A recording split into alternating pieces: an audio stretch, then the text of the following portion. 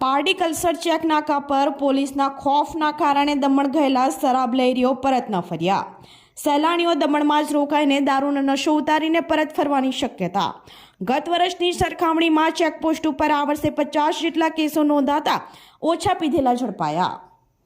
દમણથી 31ના રોજ દારૂનો નશો કરીને આવતા સહેલાણીઓને ગુજરાતના પારડી તાલુકાના કલ્સર ગામના પોલીસ નાકા ઉપર રવિવારના રોજ સાંજે પારડી પોલીસ મથકના પીઆઈ બીજે સરવૈયાના નેજા હેઠળ ચેકિંગ હાથ ધરવામાં આવી હતી।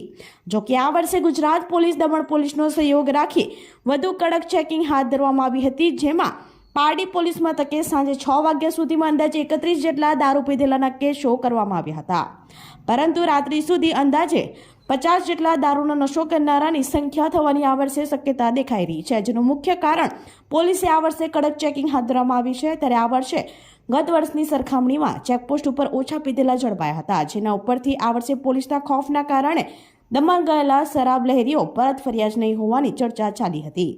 નશો કરીને આવતા સહેલાણીઓ માટે પારડી પોલીસ વાનમાં પીધેલાઓને લઈ જવાની વ્યવસ્થા કરવામાં આવી હતી।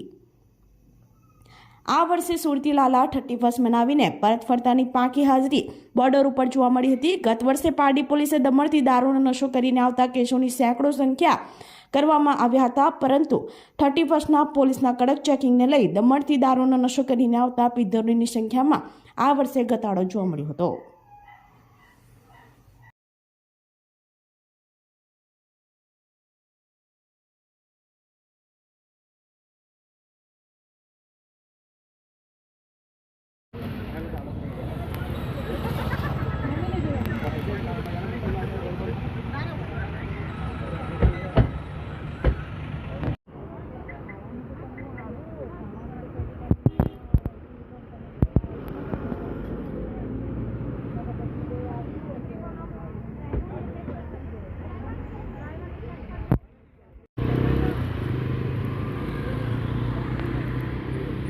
ठीक है।